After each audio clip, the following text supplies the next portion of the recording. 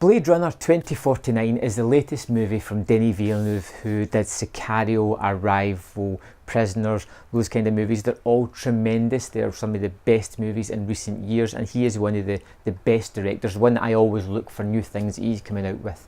This is a sequel to the 1982 Blade Runner starring Harrison Ford, and to say it was one of my most anticipated movies would be understating it. I like Blade Runner a lot. I think it's one of these movies that's grown on me over the years. The last time I watched it, just before this sequel, I absolutely loved it, and I was even more excited about going into this movie. And it carries a lot forward from that movie. It is about Ryan Gosling plays K, a Blade Runner who is tasked with hunting down old replicants who don't have a lifespan. They can pretty much just live forever until they're taken out, and it's his job to hunt them down. When he takes up a case, he discovers a sort of bigger case, and Madam, the chief of the police, played by Robin Wright, tells him to investigate this but keep it under wraps between the two of them because it's something that has grander implications.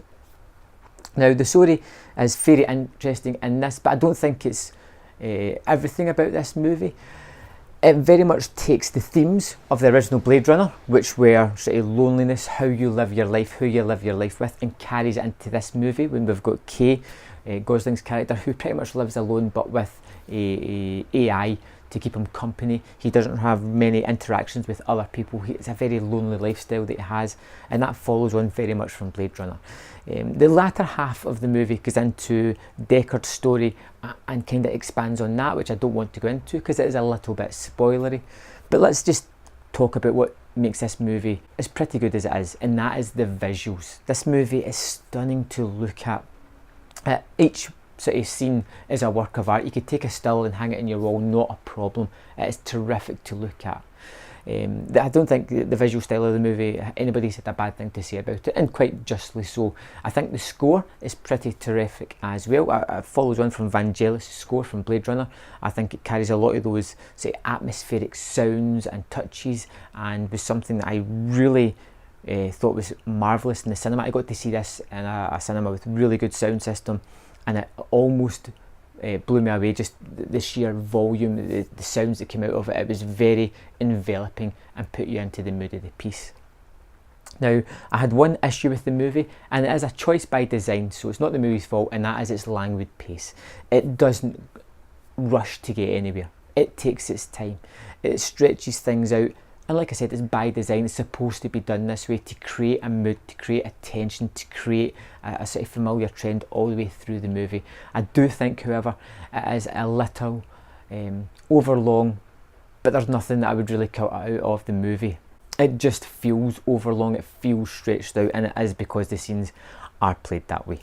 I've thought a lot about Blade Runner 2049. There's aspects of it that I absolutely love. I love the characters that populate this world. I love the production design. I think it's tremendous. I love the way the sort of characters move and take their time. I'm not so keen overall on the story. I don't think that's something that's going to hold up to repeat watchings, but I think the visuals may. I think Harrison Ford does one of his best acting jobs I've seen him do in the past 10 years easily. He actually looks to putting his all into the performance, and it comes across on screen.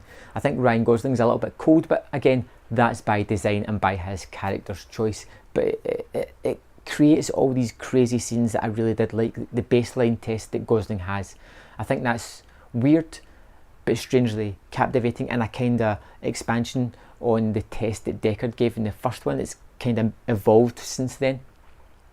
I like the fact that you don't get a complete history of what's happened in the past 30 years since Blade Runner 1 and the second one, because we don't need it. This is just the way the world is, and it's how everybody gets along. This is a movie that really has me contradicted inside, because I love certain aspects of it, and then I'm kind of confused about my feelings about certain other aspects as well. I think it's a movie that's going to stay with me. It already has. I've put off doing a review for over a week now because I just didn't know how to get the words out, and I still don't feel as if I'm articulating my point 100%. Like I said, I love certain aspects of it.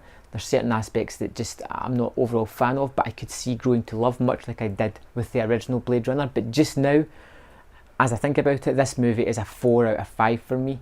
And it started off a little bit lower than that, but it's getting up there, and I think it's one with a few more watches I could appreciate more.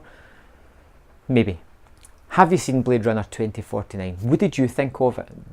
let me know, because I really want to know your thoughts on the pacing. We know the visuals are awesome, we know the score's pretty terrific and the acting's pretty good, but it's more the pacing and the language pace. I want to hear your thoughts on why that's important to the movie and why it is a very good aspect of the movie.